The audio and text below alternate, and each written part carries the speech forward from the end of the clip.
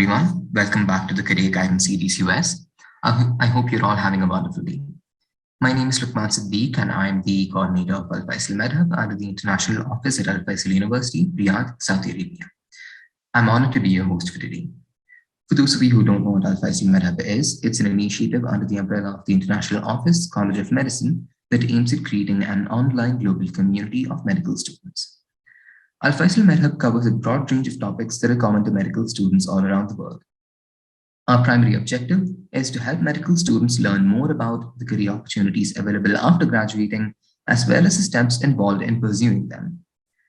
As you all are aware, the career guidance series are conducted in partnership with AMBOSS. Today, we are excited to bring to you a new webinar of the Career Guidance Series US titled Moving to the US, Logistics and Resources, which will be delivered by Dr. Eiad Habib. Dr. Eiad is a recent graduate of the College of Medicine, Alfaisal University. He's also he's an internal medicine resident at Mayo Clinic, Arizona, USA. Thank you so much, Doctor, for taking the time from your schedule to give this talk. You can start whenever you're ready. And before you do, could you tell the audience whether you would like to take the questions as they come, or whether you'd like to whether you like them to ask the questions at the end? Thank you very much for the warm introduction, and thank you again to the International Office for hosting me once again. I think it's better just to keep the questions at the end. I think this is going to be a very short talk. We'll talk about a few things, make them straight, and then really it's going to be about discussion and about having questions. So we'll just keep them until the end, until I'm done with my slides. Sure.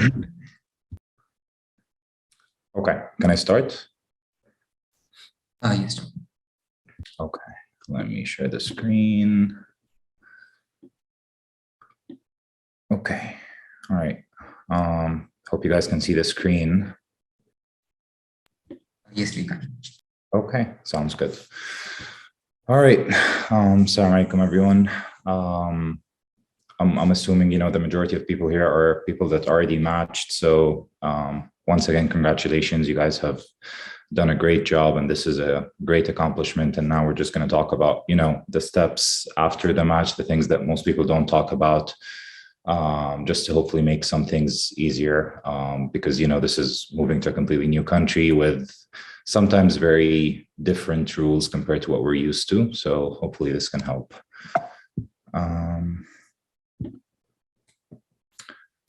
Okay, so congratulations, you matched. Now what? There is a whole lot of stuff that we don't really get a lot of details about: the paperwork, the visa, housing insurance, car, credit card, social security number, and whether you should be studying for intern year and so on. So a lot of different things. I think the first 2 points, the paperwork part is really program dependent. That's why I'm not really going to go much into paperwork. Because hopefully you got emails from your program coordinators, and they talked about, what are the next steps and what are the deadlines and what do they need and stuff. And it's an entire process by itself that might be grueling. So, just hang in there. Anyone that goes through this process, even the students that match here from the US, have to submit all this paperwork and do all this process. So that's something that, just comes with the job. And then in terms of the visa and the visa options and the visa process and all of that, I think Dr. Farih had already had to talk about this, and I talked about this earlier in one of my other talks. So also I won't delve into this, because by now, most likely you would have already picked what visa you're going to go on, and you would have probably started the process anyway. So we'll talk about the rest of the things on this list, and we'll start just first of all by budget. So as you all know by now, you would have probably gotten, from your GME offices, the salaries that you're going to be getting. And most people are going to range between $50,000 to $70,000 per year, depending on where you live. There is a tax calculator. If they didn't give you like how much you're going to be getting exactly per month, there is a tax calculator online. I think the website is called Smart Asset. I forgot to put the link here. I can share the link later just for you to, it kind of based on the state and based on the county that you're in, it kind of calculates the taxes and gives you a very accurate estimate of how much are you going to take your net income after they take away the taxes. But typically for most people, it's going to range between $3,000 to $4,500 per month. when you're moving into the US and you watch all these videos on YouTube and they talk about the 50-30-20 rule, which is apparently how most US people live, basically 50% needs, like housing, car, food, and really all the life expenses that you're going to be doing every single month, and then 30% of what you want in the month, and then 20% go to savings and tax-free accounts and all these things. So this does not apply to us. First of all, it does not apply to doctors, and then sure as hell it does not apply to IMGs, because one, your needs are going to be much more than 50% of your salary, I think. Two, your wants are going to be much less than 30% with you being in the job. And then three, your savings, really at the beginning, you're not really going to be saving much, and you're not going to be putting, thank you to whoever put in the link. That's the link. Abhishek, thank you for doing that. That's the tax calculator kind of net income link. So thank you for doing that. And then, like I said, three, the 20% of savings, you are not going to be doing that, especially not in the first year at least. You might be saving things for yourself, but like putting things in investment accounts and Roth IRAs and all these things, I think these are things to think about later, because at the beginning, you're just like moving to a new country. So you need to have some flexibility. So I'm just saying this because some people reach out and they go like, the rent for my apartment is going to be more than 30% of my salary. Is this okay? Am I paying too much? And the short answer is it really depends on your situation, and 50% of your salary going just to your housing, if it's a comfortable place and it's close to the hospital, is completely normal. So you don't need to follow any of these rules. So let's talk about housing, because that's like kind of the most important one, I guess. The first question is renting versus buying. Some people still think about buying houses when they're moving into the US. And, you can read a whole lot of things online and on Reddit about comparisons and people that did both. But really, the summary of this, what it comes down to is, how long are you anticipating that you're going to be in that same place? And if you follow most of the financial experts' advice, they say that a house only becomes cost effective if you know absolutely that you're going to be living in that place for at least 5 to 7 years, and hopefully more like 10 years. So as number one, as IMGs, number two, as doctors who are either going to apply to the fellowship or who are going to apply to jobs later as hospitalists or things like that, you do not have that flexibility. You do not know if you're going to be in the same place 5 years from now. So the short of it is, it's not worth it to buy a house. We always had this intuition that buying a house means that, or renting a house means that all this money goes to waste and you're not getting any of this money back. While if you're paying the mortgage for a house, you can sell it back and get it. But they did a lot of studies, and they say that, the maintenance fees for a house are almost always going to be 1 to 3% of the total price of the house per year. So if you're buying a house that's like $500,000, you can calculate that. So that's going to be about $15,000 per year, just purely for maintenance costs. And also the convenience of the maintenance. If you're at work and something goes wrong, you are the one that's going to have to deal with it, versus if you're living in an apartment complex where they can take care of everything. So in short, especially if you're staying for like 3 or 4 years and it's a residency program, I do not think that it's worth it to buy a house for now. Maybe after you apply for fellowship and you match at the same place, and you know that you're gonna hopefully stay in the same place as an attending, maybe then it makes sense. But right now, renting is much better. And the other thing is also the housing market right now, especially after COVID, not just after COVID, but right like this year in 2022, I have so many friends trying to buy houses, and the housing market is absolutely horrible. The prices are going really, really, really up. They're shooting up. So if you wanted more reasons to rent, that's another reason, because you are not going to get a good deal and a fair price if you buy a house in 2022. So with that in mind, we come into the second point, which is budget versus proximity to the hospital and how fancy the place is. In general, I don't like putting restrictions. It all depends on exactly how much you're going to be getting per month. And then based on that, you decide how much I want to dedicate towards housing. But in general, you don't want to exceed about 50 to 60% of your salary purely for housing. because if you do that, after that, it's going to be a bit of an issue dealing with, your other expenses, because you're going to have a car, you're going to have food, you're going to have other things that are unexpected. So 50 to 60%, I think, is very reasonable. It's a bit on the higher side for sure compared to like your salary breakdown, but sometimes that's needed, especially if you're living in cities that are, well sought after, and the rent prices there are more expensive.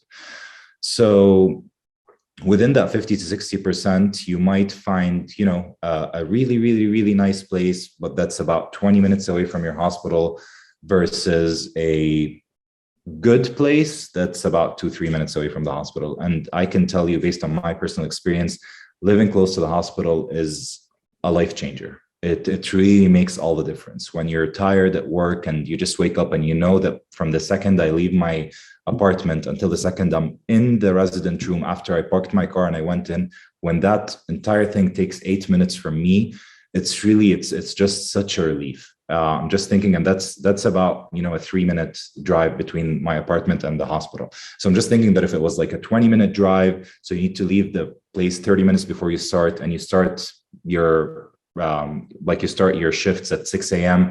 So that means you need to wake up at like 4:30 so that you get ready, and then you leave for 30 minutes before and you have breakfast and all that. So it's really, there's a whole lot of time wasted, and that time over the year, it really adds up.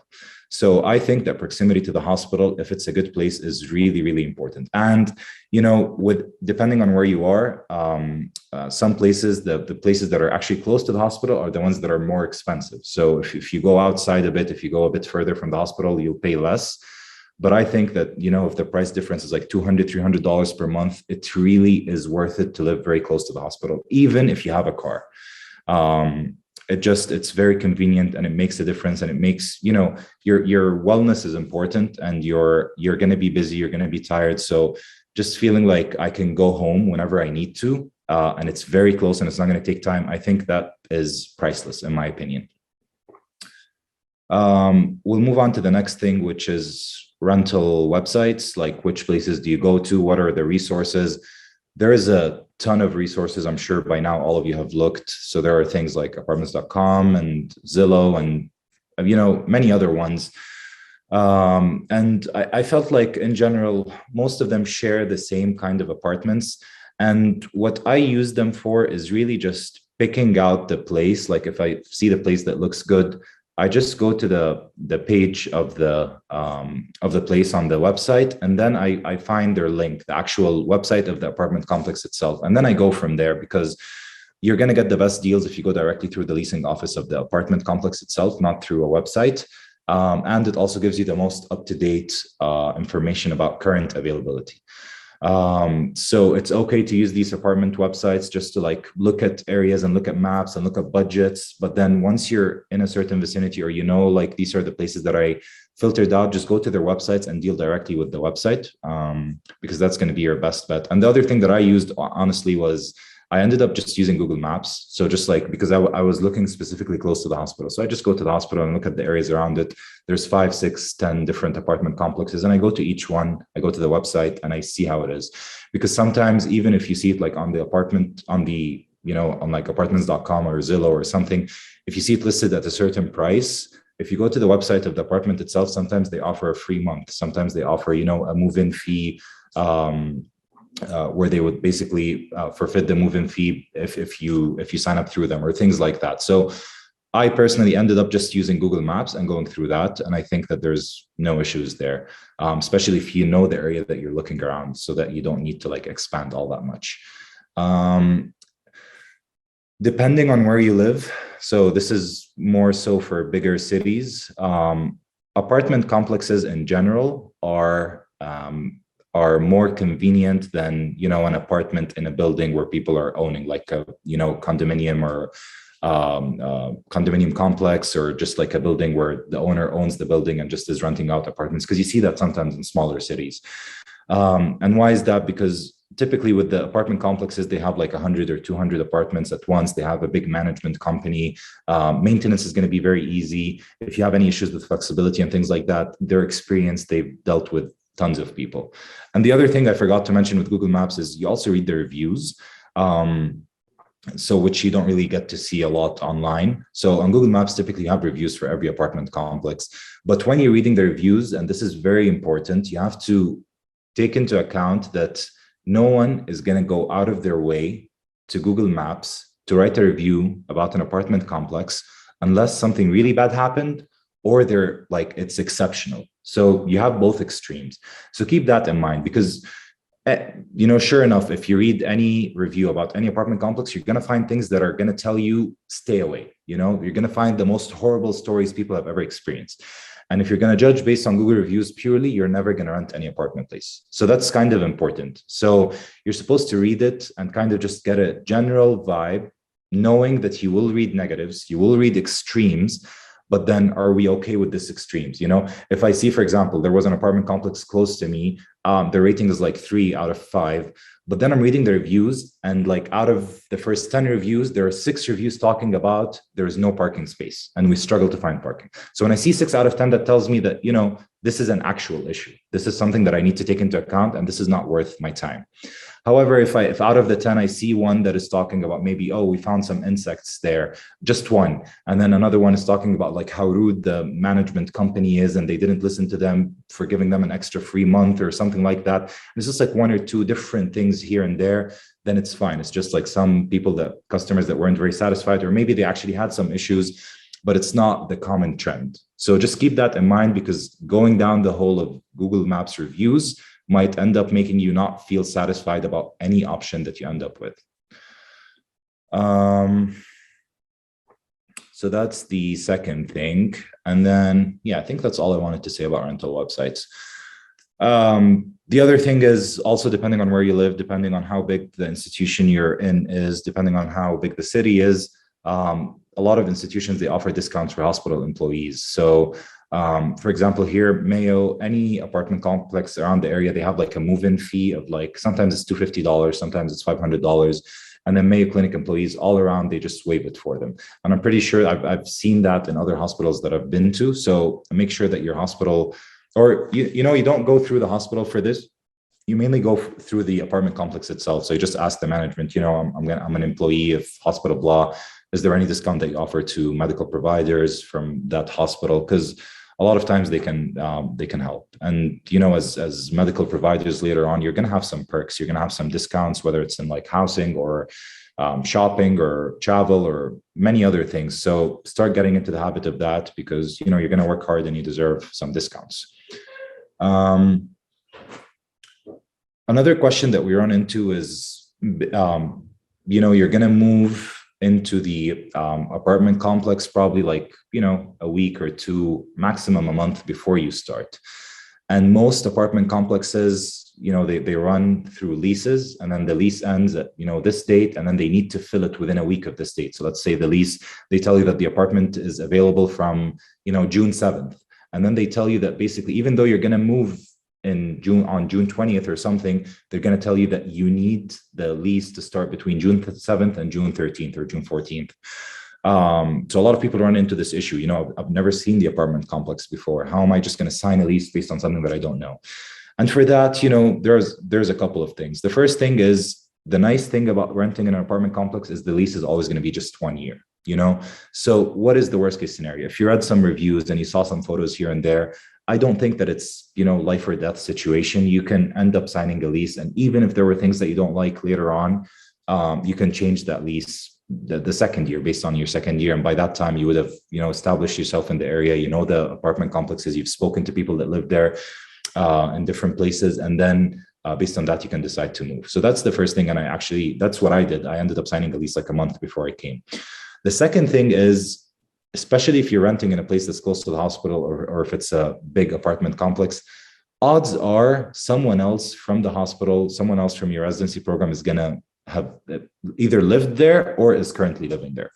So what I ended up doing, actually, before I signed the lease for my apartment, I emailed my chiefs and I told them that, I'm moving and I'm thinking about these 3 different places. Do you have any idea if anyone is living there? And they ended up forwarding my email to all the residents. And then the residents replied to me and told me, I live in blah, I live in blah. And then I spoke to the residents individually to see their experiences about where they live. So that's another thing that you can do.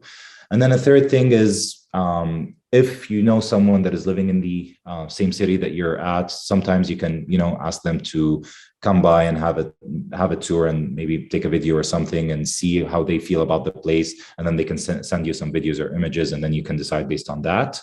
Or sometimes a lot of apartment complexes now, especially after COVID, they do virtual tours. So you just talk to the apartment manager and you talk about the apartment, and sometimes they go in with a video, and I've had that done to me before as well, and they go through the apartment. It doesn't give you the same impression as exactly when you're seeing it yourself, but it's definitely something that helps. And like I said, just knowing that it's just a 1-year lease, you're not dedicating yourself to anything longer than that, it makes you more comfortable that, it's fine. Even if there are things that I don't like later on, I can change them.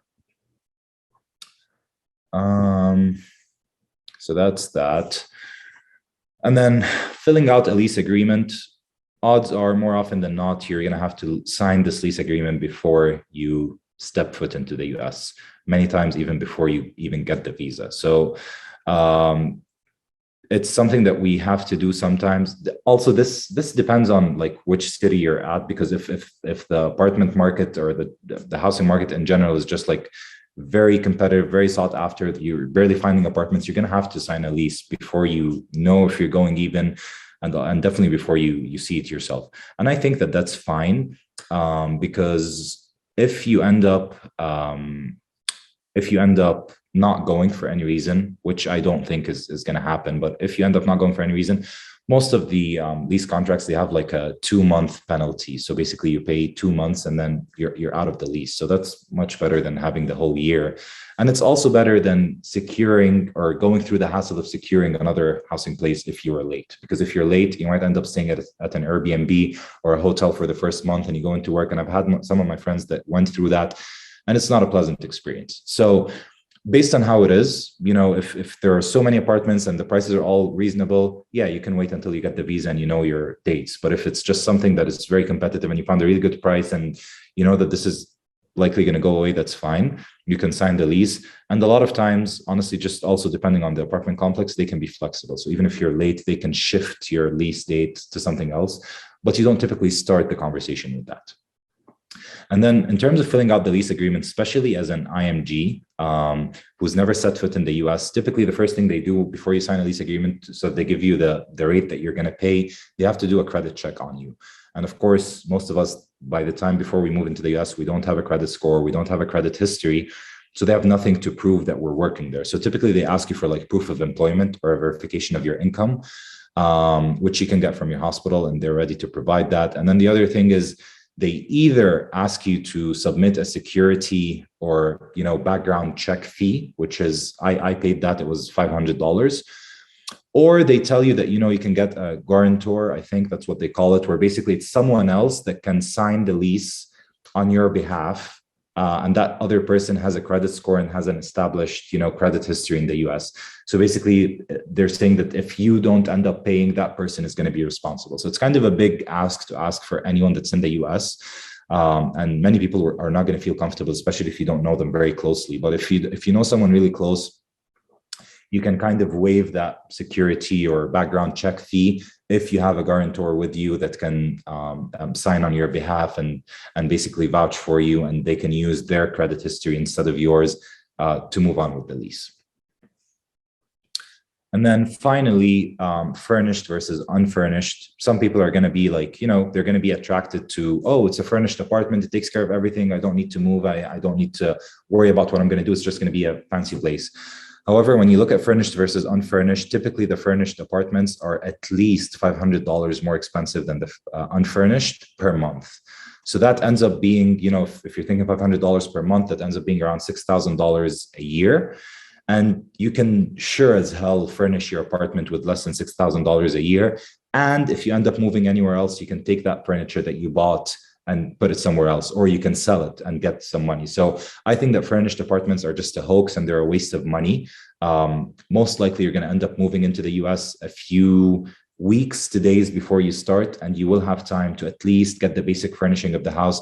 And then later on you can do the other luxuries. But I don't think that furnished apartments are worth it, in my opinion, at all.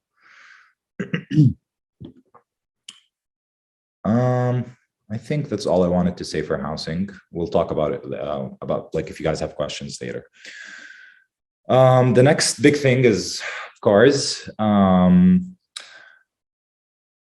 For the US, I mean, for anyone that lives in other places, you know, most places rely on public transport, especially places in Europe and stuff, but the US is not public transport smart per se, except for very few states. So if you're like in New York, if you're in Boston, if you're in a very, very big city like LA or something like that, that's maybe when there is public transport, whether it's like trains or buses.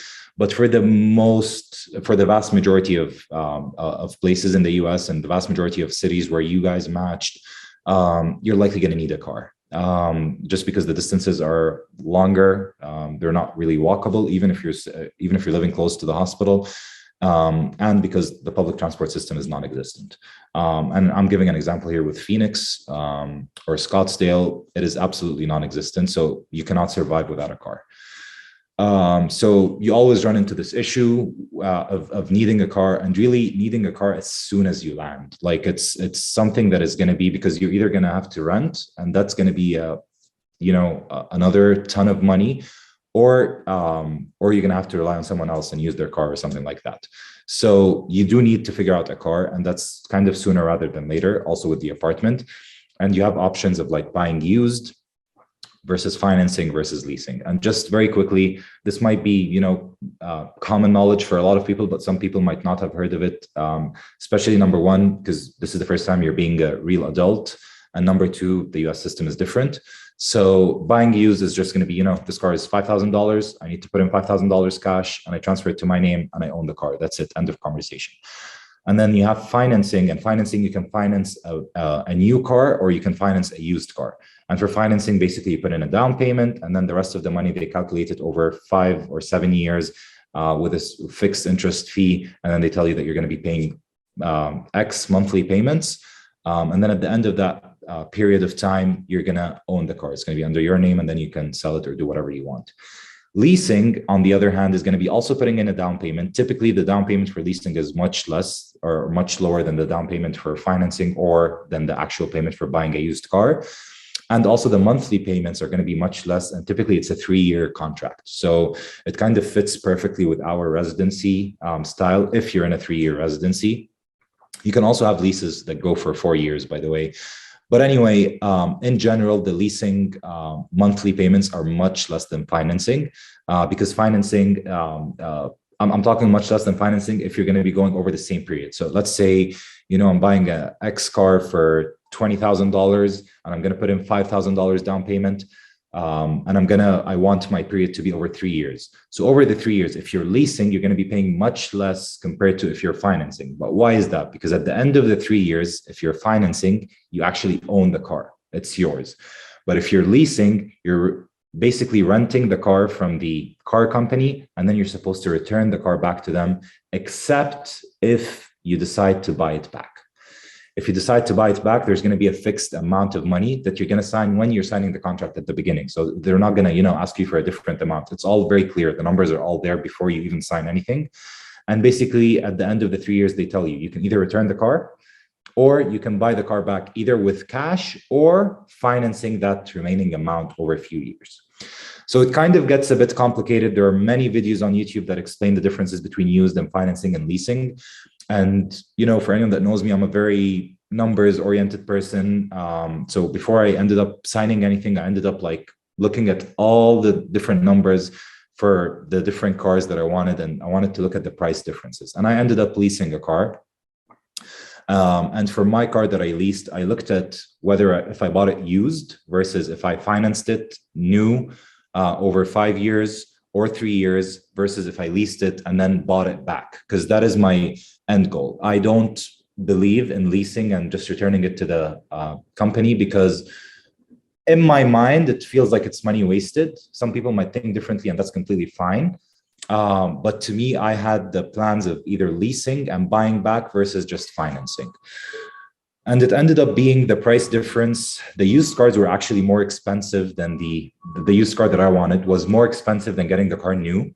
And you guys are going to run into this a lot during this year. For some reason, after COVID, there's something called like a chip and there's like a chip shortage. So based on that chip shortage, new cars are kind of in demand. These chips are used to make new cars. So these cars are really in demand. So the new cars ended up not being readily available. And based on that, everyone went to the used car market. And the used car market, the prices are shooting up to the point where it's like the used cars, if you buy a used car that is like 2 or 3 years old, it is actually more expensive than buying the car new. Why? Because the used car, you're going to get it today. The new car, because of the shortage, you're going to get it in a month.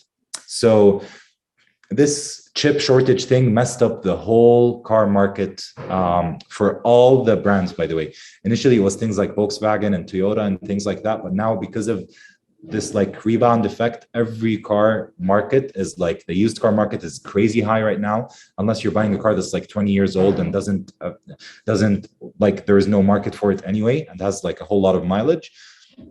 And the new cars, most likely you're not going to get a new car like right off the bat. Like, I pay the money and I get the new car in a day. Usually you're going to wait a bit before, because production, all the cars are backed up and people are signing leases on cars before they're even made. So it's kind of an issue. But just to give you my experience, when I looked into the difference between buying it used versus financing versus leasing, used was more expensive. And then financing versus leasing, financing ended up being $2,000 cheaper compared to leasing over the period of time.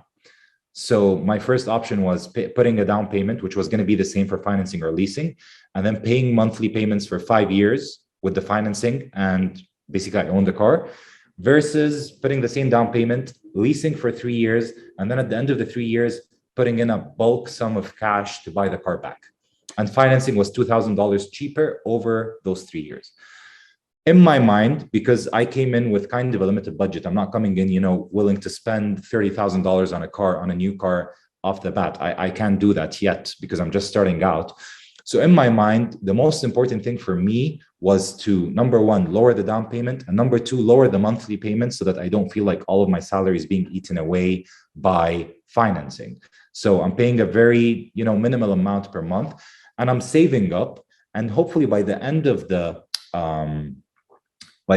lease contract, I'm going to buy my car back, and then I'm going to sell it as a used car. And with that sell, because I know what the buyback price is right now for me. The buyback price is like, it's almost half of what the car is really going for right now in the used market. So to me, I know I'm just going to buy it back and then sell it at the end of the 3 years. And I'm going to make a good chunk of profit that is going to lower the expenses that I ended up using over the 3 years. I don't know if I started confusing people or not, but in general, that's what worked for me. I cared about lowering my monthly payments, and I was okay with paying it towards the end and then selling it again. And to me, that made financial sense. However, if you watch videos on YouTube, most people are going to tell you, financing is cheaper, which it is 100%. But to me, the $2,000 difference over 3 years is not really that worth it. If there was like $10,000 difference, I'd be like, yeah, I need to finance. But $2,000 is really nothing. So that's me, and that's leasing. And there is so many tutorials on YouTube and things to look at that you can look into before you decide what you want to do. And then you can decide on the brand, and you can look at the availability and how soon they'll come. And you can start talking to companies before you even come here, and like setting up appointments so that as soon as you land, you can see the cars and kind of hopefully sign a contract if you want to go for financing or leasing. And then if you want to go for used, you can just look at used cars online. Like there's Auto Trader, there's Car Gurus. These two are really the two main ones.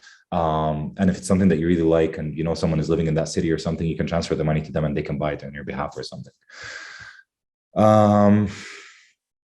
So that's that. And then the other thing that you run into is the license, driver's license. So depending on where you are, most of us are in Saudi Arabia. So the Saudi driver's license is valid in the US, depending on the state, for most states for 1 year. So once you come in, you're able to drive with your Saudi driver's license for 1 year.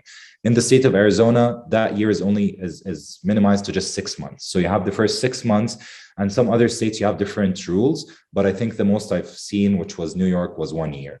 So you do have some time to come in and just drive with the Saudi license or whatever other license that you have until you figure out the driver's license issue in the US. And typically the US driver's license, It's kind of a process because number one, there's like a theoretical test and a practical test. You need to book it, and it's only during weekdays. So if you do that while you are working, it's kind of going to be an issue. You need to wait for a month where basically your off days are not on weekends, and you set up an appointment there. Or if you're able to do it before you start, that would be great. But I know most people are not able to because they end up asking for like proof of residence in the state. Excuse me. So proof of residence in the state, which is going to be, like a utility bill, your lease. Typically, they ask for two at least.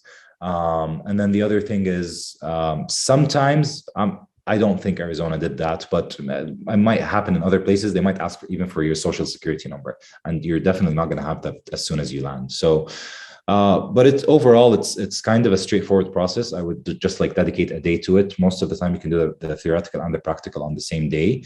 And really the test is easy depending on where you are. And most of the time there's like a video on YouTube. Like if you just Google the DMV branch that you're going to, if you just search that on YouTube and you search the practical test for it, most of the time there's someone that already filmed exactly the path you're going to be going through and what you need to do and stuff. So passing it is very easy. And then they end up mailing the license to you over like 10 days or something. So that's that. And then finally, insurance. So car insurance, of course, is very important. The majority of car insurance providers in the US do not accept international driver's licenses.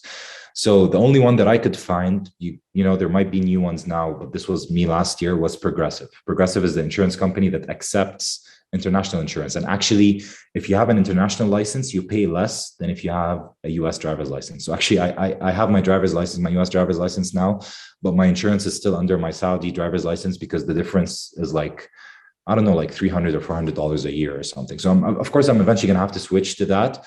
But it's just because as soon as you have the US driver's license, it's like a point system. And as soon as you start with it, it's basically telling them that you have no driving experience whatsoever in the US. So car insurance companies, they increase the insurance premiums until you have some experience, and then it goes down, versus an international or Saudi driver's license where basically they have no point system. They have no idea how long you've been driving for, so you really get the best rate. So that was Progressive for me, and I tried through many other companies and no one would accept the international license. Our next point is the social security number and the credit score. So the number one thing is the social security number, because in order to get a credit score that is linked to you need a social security number, because that's what they link it based on. And you can't apply for a social security number before you enter the US. And so you must physically apply after arrival to the US. In my time, so last year, the known thing, and it was on the SSA, the Social Security Administration website, it told you have to apply 10 days after you arrive to the US. Because apparently, by the time you come in, they have to like update the records with some other overseas department, and then they update it so that they tell them that basically you're in the country, and that process takes 10 days. So they actually tell you that if you applied less than 10 days into coming into the US, the process for getting the social security number is going to take longer, because your file is going to go somewhere else, and by the time someone else gets to it, that's going to take much longer than if you came 10 days after. And your record is already updated, and they directly do it on the same day, and you get your social security card about 2 weeks later in the mail. I was looking at this yesterday, and that changed, like that SSA thing where it says must do it 10 days after. It just says now preferably 10 days after, except if you're filling 2 of the previous forms or something. There's like a online PDF, so you guys can look into it. It didn't make sense to me, but honestly, I didn't spend a whole lot of time on it. So it might have changed, but the known thing is typically you wait 10 days after you enter. So as soon as you have your social security number back, that's when you directly need to go and open a checking account in your bank, either the bank that is affiliated with your hospital or just, any regular bank. And a checking account is basically like an account where your salary is going to go there. They're going to give you a debit card, and you're going to be able to take money out of that account. And that one, some places they don't need a social security, but I think the majority of banks, especially the big banks, they need a social security number. And then typically, as soon as you do that, you need to apply for a credit card. most credit cards that you're going to apply for as soon as you move into the US are going to reject you, because most credit card companies, before they give you that credit money, they need to do a credit check on you, and you basically have non-existent credit history. So what do you do in that case? There's something called a secured credit card. So a secured credit card essentially works as if it's a debit card, where basically you tell them that I'm going to put in $300 into my credit card account, and basically that is going to give me a $300 limit for that credit card. So it really is a debit card, but it's called a secured credit card because you start with that, and over 6 months or something, you start showing them that I'm paying money out of this credit card and I'm paying it back. I'm always keeping it at $300. And over time, the bank starts feeling more comfortable and your credit score goes up so that they can start giving you a normal credit card where it's not secured. And they give you a certain amount and you just pay back. So I personally did not go through this because, you know, when I was doing electives the year before, that's when I opened a bank account using like a student account. And by the time I moved into the US, I already had the credit score from the year before. So I just directly applied to credit cards. But overall, that's the way to do it if you don't have a credit history, because most banks are going to reject you. So you apply for a secured credit card, and typically 3 to 6 months, you show them that you're using the card every month and you're paying it back. And then over time, the bank is going to feel more comfortable and give you a normal credit card. And that's when your credit score is going to go up. And typically, the first time you actually have a credit score that is linked to your social security number is going to be 6 months after you move in. And then at the end of a year, that's when you have a good credit score. And that's when, you know, if you wanted to move, if you wanted to get a better credit card, if you wanted to sign a better lease for the car with better prices, all of that is open to you because you have a credit score, you have a credit history, and people can background check you.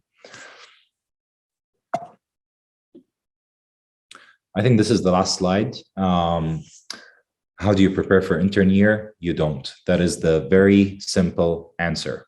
You do not need to study anything. You do not need to prepare for anything. You do not need to do, really, you do not need to do anything. You need to focus on everything else that I just told you about in the prior slides.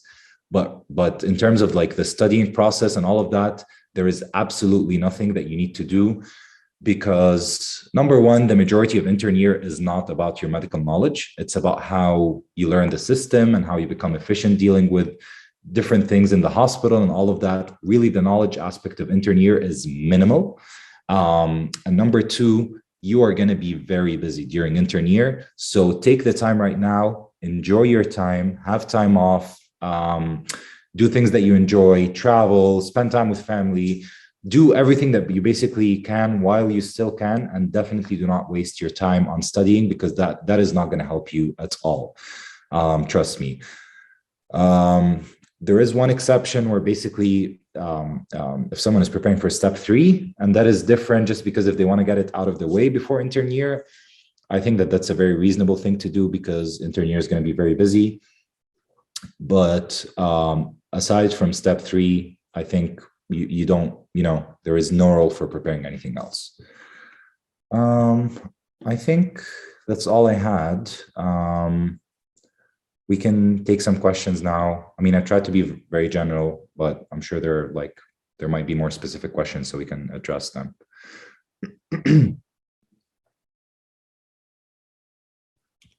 I think I saw a question in the chat. Can the guarantor be in a different state? Yes. Yep, they can be in a different state. And most of the leases, actually, you sign them online. So they're just going to send them a link, and that's fine. Because essentially, what are you doing? They're just like getting your, in the lease, they're going to get your social security, or based on your name and other information, they're going to do a credit check. They're going to make sure that the other person has a good credit history. So that can happen in any state.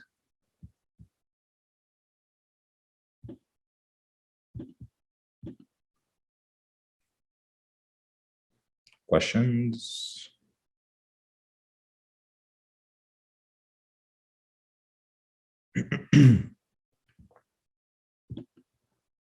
Oops.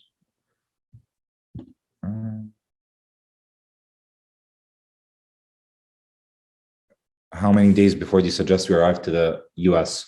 If you're on an H-1B, by law, you're not allowed to enter the US except for within 10 days of your program start date. So that's the first thing. If you're on a J1, you can enter whenever you want. Oh, and this is actually something that I forgot to mention. The budget before you go into the US. So I'll talk about this now. Typically, I think that the most reasonable thing is to move 1 to 2 weeks before your start date. I think that gives you enough time to set up everything with the apartment, take care of the car, do some shopping for the house, and kind of just get oriented to the place. I think 1 to 2 weeks is enough, especially if you're spending time with family. You don't need to take more time to settle down. Some people go like a month before, but I think that that's not reasonable. And then the other thing is, I wanted to address like the budget that you need before you come into the US, or like basically what is the sum of money that you're going to need before you get your first paycheck. I'm sorry, I forgot to mention that. I think the number one thing is you're going to sign a lease, and the lease, typically the rent is due on the first day of the month. And if you sign a lease like midway through the month, you're going to pay for that, 2 or 3 weeks, and then you're going to pay again at the beginning of the month. So typically you want to save up for the first month's rent because you're going to pay that before your first paycheck. You're going to want to have some money for the down payment of the car versus a used car. So that's also something that you need to prepare before you move. And then the third thing is just going to be like some basic furnishing of the house. Whether it's like, of course, the bed, like a dining table, kitchen essentials, and then of course, some food. So that is all things that you need to think about, and you need to have a budget for, and you need to keep in mind that you're going to need to take care of all these things before your first paycheck. Most people, they get paid, the first paycheck is 2 weeks after their start date. Because the vast majority of hospitals in the US, they work in a bi-weekly payment system. So you're going to get paid every couple of weeks. And typically you get paid on 2 weeks after your start date. So keep that in mind. So you need to have some money to support you until then. Were you able to fingerprint for the background check of the medical license 2 weeks before the start of the residency training? I think that's very, it's state dependent. I did not have to do any fingerprints. So I would like just make sure with your program if that's going to be enough. But typically, I mean, to me, it sounds 2 weeks is more than enough for me, unless they told you to come in like a month earlier, which I've never heard before. So I think it should be fine. So basically, I'm not allowed to open a bank before having my SSN. Am I correct? Even though I'm on a J1 visa and have an employment letter. No, this is not the case. So checking accounts are different than credit cards. Credit cards, most likely you're going to be rejected with every single one because they're going to ask you for the social security number. However, some banks, they still will allow it, either because you're a student, which we're not, or if you have like this employment letter and stuff.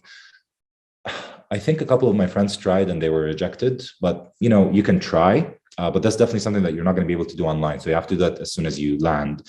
But the checking account, which is just basically opening a bank account and telling them I'm going to put in this amount of money, this does not need a social security number in most banks. I think because when I ended up opening my checking account, that was last year. I mean, I was a student, so they let me do it.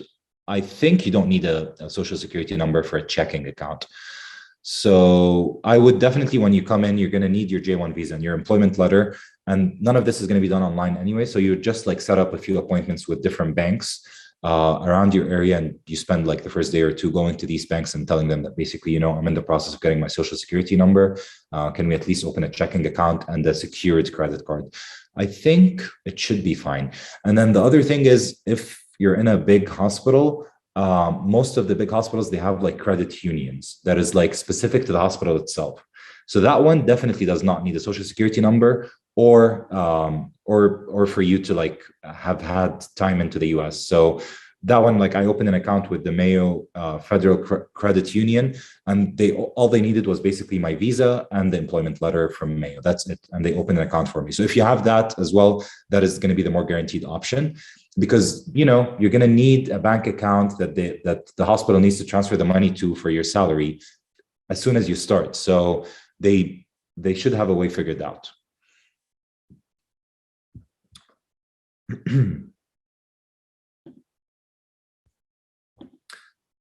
Questions?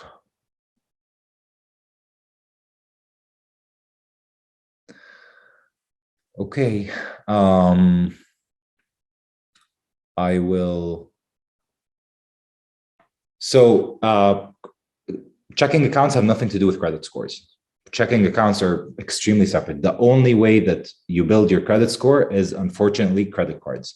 Credit cards, or if you have like contracts, like if you're leasing an apartment, if you're leasing a car, or if you're getting a loan and paying it back, or the credit cards. These are the things that build your credit score. Basically, the credit score, the whole point of it, and it's so messed up, that's the way that the US works, is really you want to show them that I'm taking loans and I'm paying them back. Checking account, you're dealing with your own money. You're getting money and you're taking money out of it. It has nothing to do with credit cards or credit scores.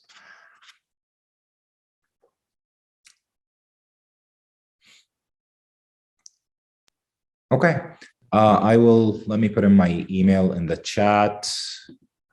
If you guys have any questions, please reach out to me.